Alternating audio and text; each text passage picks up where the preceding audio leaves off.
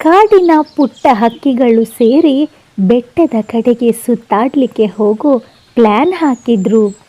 ಆದರೆ ಅದಕ್ಕೆ ಅಮ್ಮನ ಒಪ್ಪಿಗೆ ಪಡ್ಕೊಳ್ಬೇಕಲ್ವಾ.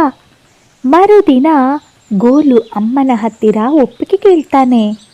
ಅಮ್ಮ ಅಮ್ಮ ಅಮ್ಮ, ಜಗ್ಗು ಮತ್ತೆ ಮುನ್ನ ಇವತ್ತು ಬೆಟ್ಟ ಸುತ್ತಾಡಿಕೊಂಡು ಬರೋಣ ಅಂತ ಹೇಳಿದ್ದಾರೆ. ನಾನು ಅವರ ಜೊತೆ ಹೋಗೋದಾ ಅಮ್ಮ, ಪ್ಲೀಸ್? ಆಯಿತು, ಹೋಗಿ ಬಾಗೋಲು. ಆದರೆ ನಾನು ಹೇಳೋದು ನೆನಪಿನಲ್ಲಿ ಇಟ್ಕೊಳ್ಬೇಕು. ಬೆಟ್ಟದ ಕಡೆ ಹೋಗುವಾಗ ಜಾಗ್ರತೆಯಾಗಿರಬೇಕು. ಅದು ಅಲ್ಲದೆ ಯಾರಾದರೂ ಕಷ್ಟದಲ್ಲಿದ್ದರೆ ಅವರಿಗೆ ನಮ್ಮ ಕೈಲಿ ಸಹಾಯ ಮಾಡೋದಕ್ಕೆ ಸಾಧ್ಯ ಆದರೆ ಮಾಡಬೇಕು. ಹೋಗುವಾಗ ದಾರಿಲಿ ಯಾರಿಗೂ ತೊಂದರೆ ಕೊಡ್ತಾ ಕೀಟ್ಲೆ ಮಾಡ್ತಾ ಹೋಗಬಾರ್ದು. ಇನ್ನೊಂದು ಮುಖ್ಯ ವಿಷಯ, ಯಾರಾದರೂ ಅಪರಿಚಿತರು ಸಿಕ್ಕಿದ್ರೆ ಅವರಿಂದ ದೂರನೇ ಇರಬೇಕು. ಅವರನ್ನು ನಂಬಬಾರ್ದು. ಗೊತ್ತಾಯ್ತಾ ನಿನಗೆ? ಅಮ್ಮ ಹಕ್ಕಿ ಮಗನಿಗೆ ಪ್ರತಿ ಸಲನೂ ಈ ಬುದ್ಧಿ ಮಾತನ್ನು ಹೇಳ್ತಾನೆ ಇರ್ತಿದ್ಲು. ಮೈನಾ ಹಕ್ಕಿಯ ಈ ಮಾತಿಗೆ ನೀವು ಲೈಕ್ ಕೊಡ್ತೀರಾ ಅಲ್ವಾ? ಅಮ್ಮ ಸುಲಭವಾಗಿ ಒಪ್ಪಿದ್ದನ್ನು ನೋಡಿ ಗೋಲು ಖುಷಿಪಟ್ಟ. ಥ್ಯಾಂಕ್ ಯು ಅಮ್ಮ. ಗೋಲು ಗೆಳೆಯರು ಇರೋ ಕಡೆ ಹಾರಾಡ್ತಾನೆ. ಅರೆ ಗೋಲು, ನೀನು ಬಂದ್ಯಾ? ನಾವು ಅಂದ್ಕೊಂಡಿದ್ವಿ ನಿನಗೆ ಬರಲಿಕ್ಕೆ ಅಮ್ಮ ಬಿಡಲಿಲ್ಲ ಅಂತ. ಇವಾಗ ನಾವಿಬ್ಬರೇ ಹೋಗೋಣ ಅಂತ ಇದ್ವಿ.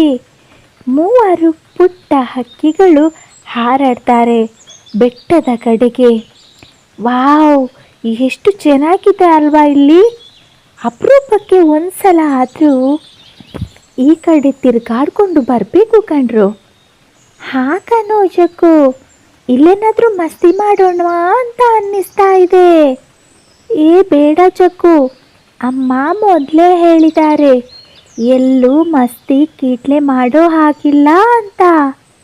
ಏ ಗೋಲು, ನೀನು ಬೋರ್ ಕಣೋ. ಅಮ್ಮ ಯಾವತ್ತೂ ನಮ್ಮ ಒಳ್ಳೆಯದಕ್ಕೆ ಹೇಳೋದು.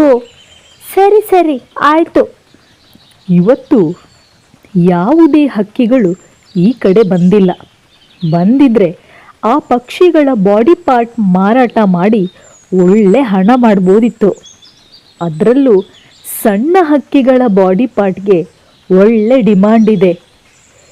ಅಲ್ಲಿ ನೋಡು, ಭರ್ಜರಿ ಬೇಟೆ ಇವತ್ತು.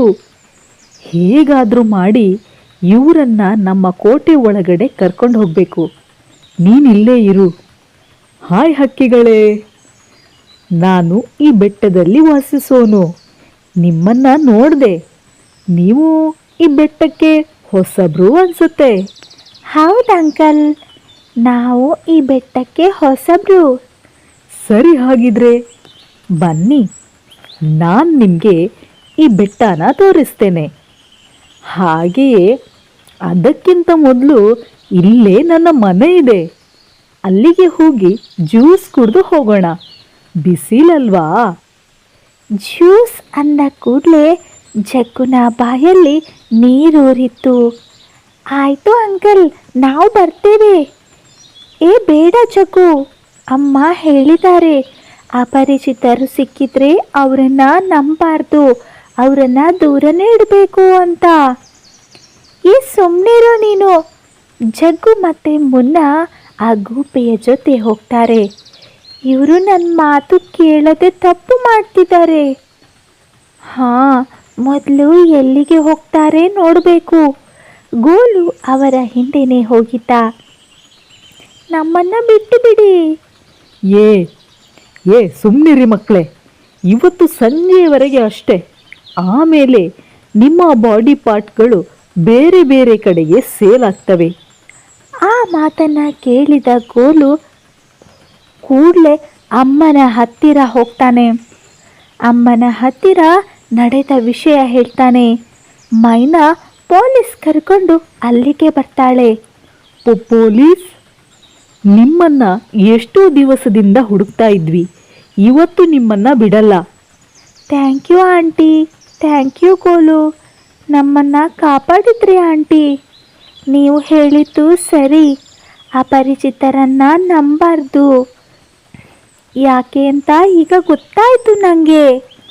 ಈ ಕಥೆಯಿಂದ ತಿಳಿದು ಬರೋದು ಏನಂದರೆ, ಹಿರಿಯರ ಮಾತನ್ನು ಕೇಳಬೇಕು ಅನ್ನೋದು, ಮತ್ತೆ ಅಪರಿಚಿತರನ್ನು ನಂಬಬಾರ್ದು. ಸ್ನೇಹಿತರೆ, ನೀವು ನನ್ನ ಚಾನಲನ್ನು ಸಬ್ಸ್ಕ್ರೈಬ್ ಮಾಡಿಲ್ಲ ಅಂದರೆ ದಯವಿಟ್ಟು ಸಬ್ಸ್ಕ್ರೈಬ್ ಮಾಡಿ.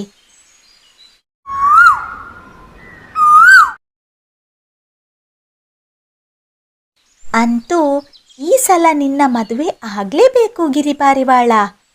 ನಾವು ನಿನಗೆ ಸಂಬಂಧ ನೋಡಿ ಮದುವೆ ಮಾಡ್ತೇವೆ. ಹೌದು ಗಿರಿಪಾರಿವಾಳ, ನಾವೆಲ್ಲ ನಿನ್ನ ಜೊತೆ ಇದ್ದೇವೆ. ಹೌದೌದು, ನಾವೆಲ್ಲ ನಿನ್ನ ಜೊತೆ ಇದ್ದೇವೆ.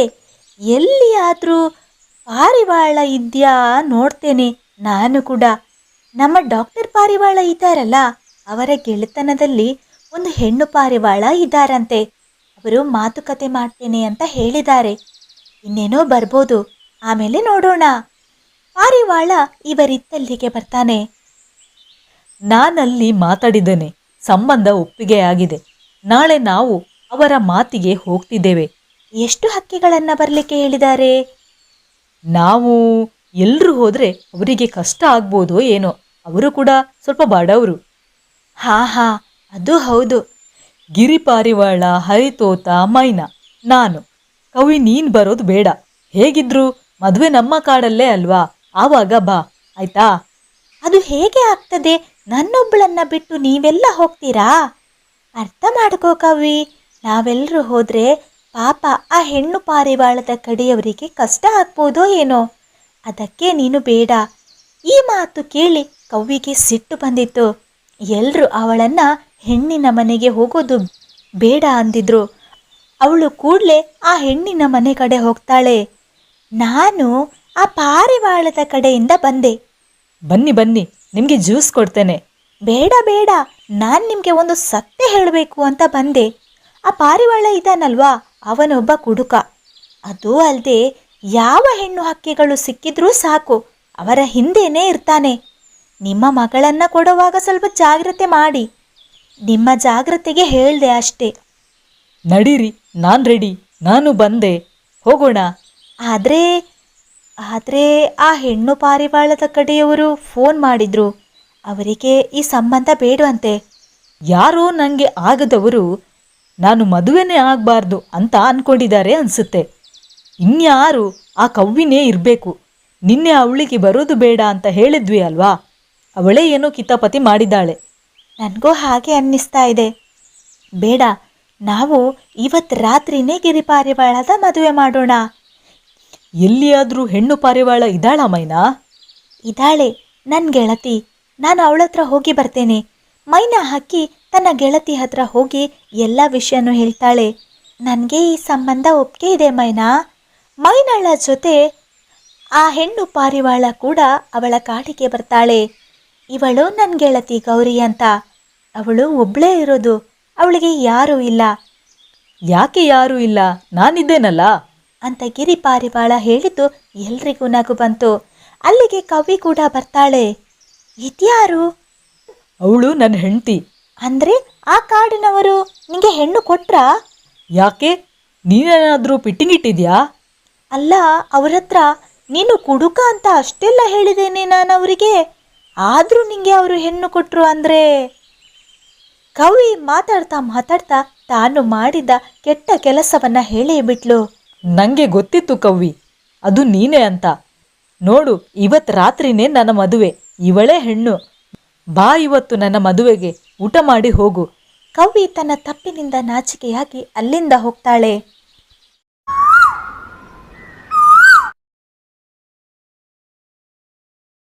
ಒಂದು ದಿನ ಮೈನಾ ಹಕ್ಕಿ ಮಲಗಿದ್ದಾಗ ಅವಳಿಗೆ ಒಂದು ಕನಸು ಬಿತ್ತು. ನೋಡು ಮೈನಾ, ನದಿ ಹತ್ರ ಒಂದು ಮರದ ಪೊಟರೆಯಲ್ಲಿ ಒಂದು ಮೊಟ್ಟೆ ಇದೆ. ಆ ಮೊಟ್ಟೆಯನ್ನು ಜಾಗ್ರತೆ ಮಾಡು, ಅದು ನಿನ್ನ ಜವಾಬ್ದಾರಿ. ಮೈನಾ ಹಕ್ಕಿಗೆ ಬೆಳಗ್ಗೆ ಎಚ್ಚರವಾದಾಗ ರಾತ್ರಿ ಬಿದ್ದ ಕನಸಿನ ನೆನಪಾಯಿತು. ಗೋಲು, ನಿನ್ನ ಮನೇಲೇ ಇರು, ನಾನು ನದಿ ಹತ್ರ ಹೋಗಿ ಬರ್ತೇನೆ. ಇಷ್ಟು ಬೇಗ ಯಾಕಮ್ಮ ನದಿ ಹತ್ರ ಹೋಗ್ತೀರಾ? ಗೋಲು, ನಿನ್ನೆ ರಾತ್ರಿ ನನಗೆ ಒಂದು ಕನಸು ಬಿತ್ತು. ಆ ಕನಸಿನಲ್ಲಿ ನದಿ ಹತ್ರ ಇರೋ ಒಂದು ಮರದ ಪೊಟರೆಯಲ್ಲಿ ಒಂದು ಮೊಟ್ಟೆ ಇದೆ. ಅದನ್ನು ನಾನು ಜಾಗ್ರತೆ ಮಾಡಬೇಕು ಅಂತ. ಅದಕ್ಕೆ ನಾನೀಗ ನದಿ ಹತ್ರ ಹೋಗಿ ಆ ಮೊಟ್ಟೆ ಇದೆಯಾ ಇಲ್ವಾ ನೋಡಿಕೊಂಡು ಇದ್ದರೆ ಅದನ್ನು ತಗೊಂಡು ಬರ್ತೇನೆ. ಮೈನಾ ಹಕ್ಕಿ ನದಿ ಹತ್ರ ಮೊಟ್ಟೆ ತರಲಿಕ್ಕೆ ಹೋಗ್ತಾಳೆ. ಅವಳಿಗೆ ಕನಸು ಬಿದ್ದ ಹಾಗೆ ಮರದ ಪೊಟರೆಯಲ್ಲಿ ಮೊಟ್ಟೆ ಇತ್ತು. ಮೈನಾ ಹಕ್ಕಿಗೆ ತನ್ನ ಕನಸು ನಿಜವೆಂದು ಗೊತ್ತಾಗಿ ಆ ಮೊಟ್ಟೆಯನ್ನು ತಗೊಂಡು ಮನೆಗೆ ಹೋಗ್ತಾಳೆ. ಮೈನಾ ಹಕ್ಕಿ ತನ್ನ ಕನಸು ಬಿದ್ದ ವಿಷಯ, ತಾನು ನದಿ ಹತ್ರ ಹೋಗಿ ಮೊಟ್ಟೆ ತಂದಿರುವ ವಿಷಯನ ಹರಿತೋತ ಮತ್ತೆ ಕವ್ವನಿಗೆ ಹೇಳ್ತಾಳೆ. ಹೌದಾ ಮೈನಾ, ಇದು ತುಂಬ ಆಶ್ಚರ್ಯವಾಗಿದೆ. ಆ ಮೊಟ್ಟೆಯ ಹತ್ತಿರ ಯಾವುದೇ ಪಕ್ಷಿ ಇರಲಿಲ್ವ ಮೈನಾ? ನೀನು ಸರಿಯಾಗಿ ನೋಡಿ ತಗೊಂಡು ಬಂದ್ಯಾ? ಹೌದು ಹರಿಯಣ್ಣ, ಅಲ್ಲಿ ಯಾವುದೇ ಪಕ್ಷಿ ಇರಲಿಲ್ಲ. ಸುಮಾರು ಹೊತ್ತು ಇದ್ದೆ ನಾನು ಅಲ್ಲಿ. ಆಮೇಲೆ ಆ ಮೊಟ್ಟೆನ ತಗೊಂಡು ಬಂದೆ. ಮೈನಾ ಹಕ್ಕಿ ತಂದಿದ್ದ ಮೊಟ್ಟೆನ ನೋಡೋದಕ್ಕೆ ಹರಿತೋತ ಮತ್ತೆ ಕವ್ವ ಬರ್ತಾರೆ. ಈ ಮೊಟ್ಟೆಗೆ ಮೈನಾ ಹಕ್ಕಿನೇ ನೋಡ್ಕೊಳ್ಬೇಕು ಅಂತಿದೆ ಅನಿಸುತ್ತೆ. ಅದಕ್ಕೆ ಅವಳಿಗೆ ಕನಸು ಬಿತ್ತು. ಆ ಮೊಟ್ಟೆ ಅವಳ ಕೈ ಸೇರಿದೆ. ಇದು ಯಾವ ಹಕ್ಕಿಯ ಮೊಟ್ಟೆ ಇರ್ಬೋದು? ಅದು ಮೊಟ್ಟೆಯಿಂದ ಮರಿ ಹೊರಬಂದ ಮೇಲೇನೆ ಗೊತ್ತಾಗೋದು. ಅಲ್ಲಿಯವರೆಗೆ ಗೊತ್ತಾಗಲ್ಲ. ಹೀಗೆ ದಿನಗಳು ಉರುಳ್ತಾ ಇದ್ವು. ಮೈನಾ ಹಕ್ಕಿ ಜಾಗ್ರತೆ ಮಾಡ್ತಿದ್ದ ಮೊಟ್ಟೆಯಿಂದ ಮರಿ ಮೊಟ್ಟೆ ಒಡೆದು ಹೊರ ಬಂದಿತ್ತು. ಆ ಮರಿನ ನೋಡಿ ಮೈನಾ ಹಕ್ಕಿಗೆ ಗಾಬರಿಯಾಗಿತ್ತು. ಆ ಮರಿನ ನೋಡೋದಕ್ಕೆ ಹರಿತೋತ ಮತ್ತೆ ಕವ್ವ ಕೂಡ ಬರ್ತಾರೆ. ಅರೆ, ಇದೇನು ಮೈನಾ, ಎಂತಹ ಆಪತ್ತನ್ನು ತಂದುಕೊಂಡಿದ್ದೀಯಾ ನೀನು? ಇದು ಗಿಡುಗನ ಮರಿ ಅಲ್ವಾ? ನೀನು ಹೋಗಿ ಹೋಗಿ ಗಿಡುಗನ ಮೊಟ್ಟೆಯನ್ನು ತಂದಿದ್ದೀಯಾ? ನಿನಗೆ ಬೇರೆ ಯಾರ್ದು ಮೊಟ್ಟೆ ಸಿಗ್ಲಿಲ್ವಾ? ಇಲ್ಲ ಕವ್ವ ಅಣ್ಣ, ನನಗೆ ಕನಸು ಬಿದ್ದ ಹಾಗೆ ನಾನು ನಡ್ಕೊಂಡೆ. ನನಗೇನು ಗೊತ್ತು ಇದು ಗಿಡುಗನ ಮೊಟ್ಟೆ ಇರುತ್ತೆ ಅಂತ. ಸರಿ, ಈಗ ಆಗಿದ್ದು ಆಗಿ ಹೋಯ್ತು.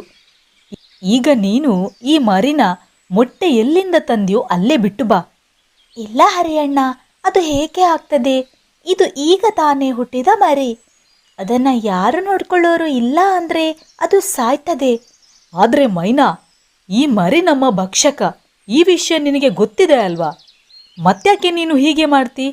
ನೋಡಿ, ನಾನು ನನ್ನ ಕನಸಿನ ಪ್ರಕಾರ ನಡ್ಕೊಂಡಿದ್ದೇನೆ. ಅದೇ ತರಹ ನಾನು ನನ್ನ ಗೋಲು ತರಾನೇ ಈ ಗಿಡುಗನ ಮರಿನೂ ನೋಡ್ಕೊಳ್ತೇನೆ. ನನ್ನಿಂದ ಆಗಲಿ ಈ ಮರಿಯಿಂದ ಆಗಲಿ ಯಾರಿಗೂ ಸಮಸ್ಯೆ ಬರೋದಿಲ್ಲ. ಮೈನಾ ಹಕ್ಕಿಯ ಮಾತು ಕೇಳಿ ಹರಿತೋತ ಮತ್ತೆ ಕವ್ವ ಅಲ್ಲಿಂದ ಹೊರಟೋಗ್ತಾರೆ. ಅಲ್ಲ ಹರಿತೋತ, ಈ ಮೈನಾ ಯಾಕೆ ಈ ರೀತಿ ಮಾಡ್ತಾ ಇದ್ದಾಳೆ? ಇದು ನಮಗೆ ಖಂಡಿತ ಅಪಾಯದ ಸೂಚನೆ. ನಾವು ಈ ಮೈನಾಳನ್ನು ಈ ಕಾಡಿನಿಂದ ಓಡಿಸೋಣವಾ? ಕವ್ವ, ನೀನೇನು ಮಾತಾಡ್ತಾ ಇದೀಯಾ? ಅದು ಹೇಗೆ ಸಾಧ್ಯ? ಮೈನಾ ನಮ್ಮ ಗೆಳತಿ. ನಮ್ಮೆಲ್ಲರ ಕಷ್ಟಕ್ಕೆ ಸಹಾಯ ಆಗಿರೋದು ಅವಳೇ.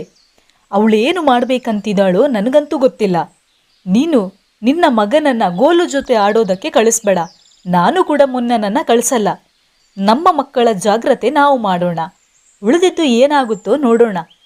ಅಮ್ಮ, ಹರಿ ಅಂಕಲ್ ಮತ್ತೆ ಕವ್ವ ಅಂಕಲ್ ಸಿಟ್ಟು ಮಾಡಿಕೊಂಡು ಹೋದ್ರು. ಹೌದು ಗೋಲು, ಈ ಮರಿ ಮುಂದೆ ನಮಗೆ ಆಪತ್ತನ್ನು ತರ್ಬೋದು ಅಂತ. ಹೀಗೆ ದಿನಗಳು ಉರುಳ್ತಾ ಇದ್ವು. ಮೈನಾ ಹಕ್ಕಿ ಸಾಕ್ತಿದ್ದ ಗಿಡುಗನ ಮರಿ ಕೂಡ ದೊಡ್ಡದಾಗ್ತಾ ಇತ್ತು. ಅಣ್ಣ, ಇಲ್ಲಿ ನೋಡು, ಇವತ್ತು ನಾವಿಬ್ರು ಅಮ್ಮನ ಜೊತೆ ಆಹಾರ ತರಲಿಕ್ಕೆ ಹೋಗೋಣವಾ? ಬೇಡ ಗಿಟ್ಟು, ನೀನು ಆಹಾರ ತರಲಿಕ್ಕೆ ಹೋದರೆ ಕಷ್ಟ ಆಗ್ತದೆ. ಏನು ಕಷ್ಟ ಆಗ್ತದೆ? ಅದು ನೀನು ನನ್ನ ಅಮ್ಮನ ಮಗ ಅಲ್ಲ ಅಲ್ವಾ? ಅದಕ್ಕೆ. ಅಂದರೆ ನಾನು ನಿನ್ನ ತಮ್ಮ ಅಲ್ವಾ? ಹೌದು, ನೀನು ನನ್ನ ತಮ್ಮನೇ. ಆದರೆ ನಿನ್ನನ್ನು ನನ್ನ ಅಮ್ಮ ನದಿ ಹತ್ರ ಇದು ಒಂದು ಮರದ ಪೊಟರೆಯಿಂದ ತಂದರು. ಅದಕ್ಕೆ ಈ ಕಾಡಿನ ಪಕ್ಷಿಗಳೆಲ್ಲ ಅಮ್ಮನ ಹತ್ರ ಮಾತು ಬಿಟ್ಟಿದ್ದಾರೆ. ಮತ್ತೆ ಈಗ ನೀನು ಅಮ್ಮನ ಜೊತೆ ಆಹಾರ ತರಲಿಕ್ಕೆ ಹೋದರೆ ಅಮ್ಮನಿಗೆ ಬೇಜಾರಲ್ವಾ? ಅದಕ್ಕೆ ನೋಡು, ನೀನು ನಾನು ಹೇಳಿದ ಮಾತಿನಿಂದ ಬೇಜಾರು ಮಾಡ್ಕೊಳ್ಬೇಡ. ಆದರೆ ಗಿಡ್ಡುಗೆ ಗೋಲುನ ಮಾತಿನಿಂದ ಶಾಕ್ನ ಜೊತೆಗೆ ಬೇಜಾರಾಗಿತ್ತು. ಮೈನಾ ಹಕ್ಕಿ ಆಹಾರ ತಗೊಂಡು ಮನೆಗೆ ಬರ್ತಾಳೆ. ತಗೊಳ್ಳಿ, ಇಬ್ರು ಆಹಾರ ತಿನ್ನಿ. ಆದರೆ ಗಿಡ್ಡು ಏನೂ ತಿನ್ನಲ್ಲ. ಯಾಕೆ ಗಿಟ್ಟು ಕಂದ, ಈ ಹಣ್ಣು ತಿನ್ನು. ಅಮ್ಮ, ನಾನು ನಿಮ್ಮ ಮಗ ಅಲ್ವಾ? ಆ ಮಾತು ಕೇಳಿ ಮೈನಾ ಹಕ್ಕಿಯ ಎದೆ ದಸಕ್ಕಂತು. ಅವಳು ಗೋಲುನ ನೋಡ್ತಾಳೆ. ಗೋಲು ತಲೆ ತಗ್ಗಿಸ್ತಾನೆ. ಮೈನಾ ಹಕ್ಕಿಗೆ ಎಲ್ಲ ವಿಷಯ ಗೊತ್ತಾಯಿತು. ಇಲ್ಲ ಗಿಟ್ಟು, ನೀನು ನನ್ನ ಮಗನೇ. ಯಾರು ಹೇಳಿದ್ದು ನೀನು ನನ್ನ ಮಗನಲ್ಲ ಅಂತ? ಅಮ್ಮ, ನನ್ನಿಂದ ಯಾರೂ ನಿಮ್ಮ ಜೊತೆ ಮಾತಾಡ್ತಾ ಇಲ್ವಂತೆ. ಹೌದಾ ಅಮ್ಮ? ಯಾರೂ ಮಾತಾಡದೇ ಇದ್ರೆ ಏನಂತೆ? ನನಗೆ ನನ್ನ ಮಕ್ಕಳಿದ್ದಾರೆ ಅಲ್ವಾ, ಅಷ್ಟು ಸಾಕು. ನೀನು ಜಾಣ ಮರಿ ಅಲ್ವಾ, ಈ ಹಣ್ಣು ತಿನ್ನು. ಇಬ್ಬರು ಮಕ್ಕಳು ಹಣ್ಣು ತಿಂದು ಮಲ್ಕೊಳ್ತಾರೆ. ಮರುದಿನ ಮುನ್ನ ಮತ್ತೆ ಜಗ್ಗು ಆಟ ಆಡೋದನ್ನು ನೋಡಿದ ಗೋಲು ಅವರ ಹತ್ರ ಹೋಗ್ತಾನೆ. ಗೋಲುನ ಜೊತೆ ಗಿಟ್ಟು ಕೂಡ ಹೋಗ್ತಾನೆ. ಯಾಕೆ ಇವಾಗ ನೀವಿಬ್ರು ನನ್ನ ಜೊತೆ ಆಟ ಆಡೋಕೆ ಬರಲ್ಲ? ಗಿಟ್ಟುನ ನೋಡಿ ಜಗ್ಗು ಮತ್ತು ಮುನ್ನ ಭಯ ಪಡ್ತಾರೆ. ನೀವು ಗಿಟ್ಟುನ ನೋಡಿ ಭಯ ಪಡೋದು ಬೇಡ. ಗಿಟ್ಟು ತುಂಬ ಒಳ್ಳೆಯವನು. ಅವನು ನನ್ನ ತಮ್ಮ. ಆದರೆ ನಮ್ಮ ಅಪ್ಪ ಅಮ್ಮ ನಿನ್ನ ಜೊತೆ ಆಟ ಆಡಬಾರ್ದು ಅಂತ ಹೇಳಿದ್ದಾರೆ. ಅಷ್ಟೊತ್ತಿಗೆ ಎಲ್ಲಿಂದಲೋ ಒಂದು ಗಿಡುಗ ಮುನ್ನ ಮತ್ತು ಜಗ್ಗು ಮೇಲೆ ಆಕ್ರಮಣ ಮಾಡಲಿಕ್ಕೆ ಬರ್ತದೆ. ಅದನ್ನು ನೋಡಿದ ಗಿಟ್ಟು ಕೂಡಲೇ ಆ ಗಿಡುಗನಿಗೆ ಎದುರಾಳಿಯಾಗಿ ನಿಂತು ಆ ಗಿಡುಗನನ್ನು ಓಡಿಸಿ ಜಗ್ಗು ಮತ್ತು ಮುನ್ನನನ್ನು ಕಾಪಾಡ್ತಾನೆ. ಥ್ಯಾಂಕ್ಸ್ ಗಿಟ್ಟು, ನೀನು ನಿಜವಾಗ್ಲೂ ತುಂಬ ಒಳ್ಳೆಯವನೇ. ಒಳ್ಳೆಯವರ ಸಾಹಸ ಮಾಡಿದರೆ ಒಳ್ಳೆಯವರೇ ಆಗ್ತಾರೆ, ಕೆಟ್ಟವರ ಸಾಹಸ ಮಾಡಿದರೆ ಕೆಟ್ಟವರೇ ಆಗ್ತಾರೆ. ಮುನ್ನ ಮತ್ತು ಜಗ್ಗು ಮನೆಗೆ ಹೋಗಿ ಅಪ್ಪ ಅಮ್ಮಂದಿರ ಹತ್ರ ಎಲ್ಲ ವಿಷಯವನ್ನು ಹೇಳ್ತಾರೆ. ಹರಿತೋತ ಮತ್ತು ಕವ್ವ ಎಷ್ಟೋ ಸಮಯದ ನಂತರ ಮೈನಾಳ ಗೂಡಿಗೆ ಬರ್ತಾರೆ. ಮೈನಾ, ನಮ್ಮನ್ನು ಕ್ಷಮಿಸು. ಇಷ್ಟು ದಿನ ನಿನ್ನನ್ನು ದೂರ ಮಾಡಿದ್ದಕ್ಕೆ. ಇವತ್ತು ನಿನ್ನ ಮಗ ಗಿಡ್ಡು ನಮ್ಮ ಮಕ್ಕಳನ್ನು ಗಿಡುಗನಿಂದ ಕಾಪಾಡಿದ್ದಾನೆ. ಗಿಡ್ಡು, ಇನ್ಮುಂದೆ ನೀನು ನಮ್ಮೆಲ್ಲರ ಜೊತೆ ಬೆರಿಬಹುದು. ಇನ್ಮುಂದೆ ನೀನು ನಮ್ಮ ರಕ್ಷಕ. ಮಗನ ಸಾಹಸವನ್ನು ಕೇಳಿ ತಾಯಿ ಹಕ್ಕಿಗೆ ತುಂಬ ಖುಷಿಯಾಯಿತು. ಸ್ನೇಹಿತರೆ, ನೀವು ನನ್ನ ಚಾನಲನ್ನು ಸಬ್ಸ್ಕ್ರೈಬ್ ಮಾಡಿಲ್ಲ ಅಂದರೆ ದಯವಿಟ್ಟು ಸಬ್ಸ್ಕ್ರೈಬ್ ಮಾಡಿ.